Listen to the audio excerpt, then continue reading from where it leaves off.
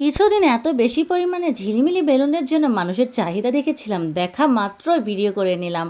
এটা কি মিস করা যায় বলেন? ট্রেন্ডিং জিনিস বলে কথা। আসসালামু আলাইকুম এভরিওয়ান, সবাই কেমন আছেন? আশা করি সবাই অনেক অনেক ভালো আছেন। আমিও অনেক ভালো আছি। অনেক দিন পর আপনাদের মাঝে একটা লং ভিডিও নিয়ে হাজির হলাম, আর সেটাও কিনা অনেক অনেক খুশির সংবাদ নিয়ে। আজকে আপনাদের এমন একটা খুশির সংবাদ বলবো যেটা কিনা আমরা অনেক দিন পর পেয়েছি।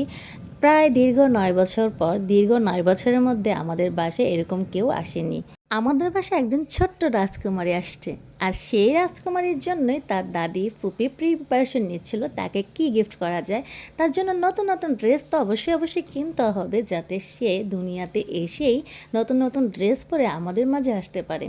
রাজকুমারী বলে কথা। আর আমাদের বাসায় মেয়ে বাচ্চা হলে আসলে সবাই অনেক বেশি খুশি হয়। আমার বাবা সবসময় মেয়ে শিশুতে বেশি খুশি হতো, আর আমার ভাইও আর কি বাচ্চাদের প্রতি অনেক বেশি সেন্সিটিভ, অনেক বেশি ভালোবাসা। এরা মা হলে যতটা খুশি হয়, আমার ভাই বাবা হয়ে তার চাইতে বেশি খুশি হয়ে যায়। এত বেশি পরিমাণ বাচ্চাদের জন্য ওনার মায়া, আর উনি এত বেশি কেয়ারিং।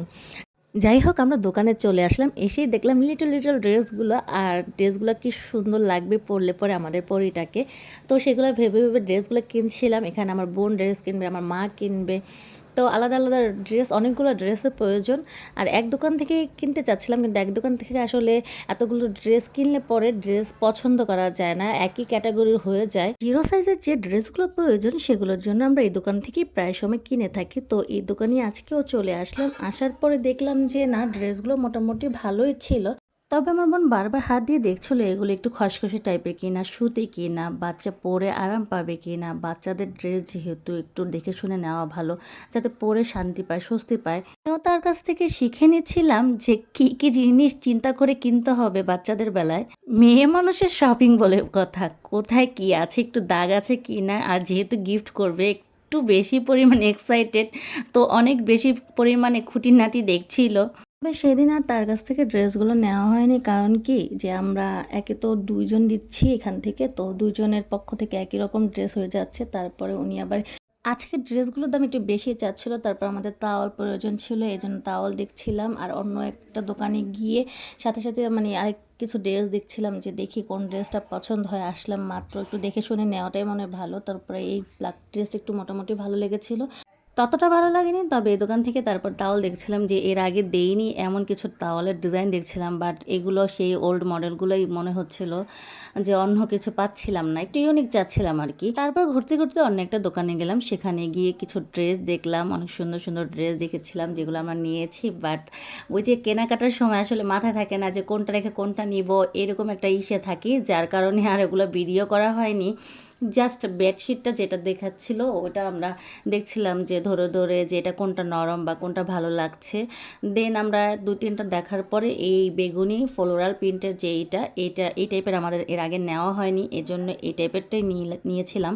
ভাইয়াটা বলছিল গ্রিনটা ফাইবারের, ওটা বেশি ভালো হবে, কিন্তু আমরা এর আগে একটা নিয়েছি এরকম, এই জন্য আর ওরকম নেইনি। তারপরে আমরা সেন্টার গেঞ্জি দেখছিলাম, যে বাচ্চাদের জন্য এটা তো একদম মাস্ট বি প্রয়োজনই।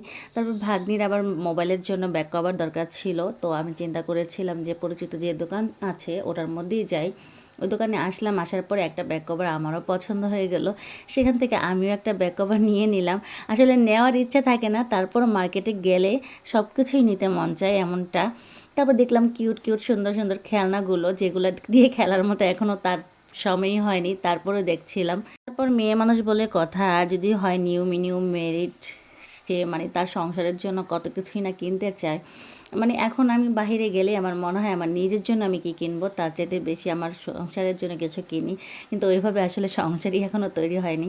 তারপর দেখলাম এই যে ফ্লাওয়ারগুলো, ফ্লাওয়ার বেসগুলো, যেগুলো ভালোই লাগছিল দেখে, একটু ভিডিও করে নিলাম। সাথে সাথে একটু দামগুলো জিজ্ঞেস করছিলাম। এই দোকান থেকে আমার বোন পানির যে কলের যে ছাঁকনি থাকে সেগুলো দেখছিল, এখান থেকে যাই নেবে 10 টাকা করে।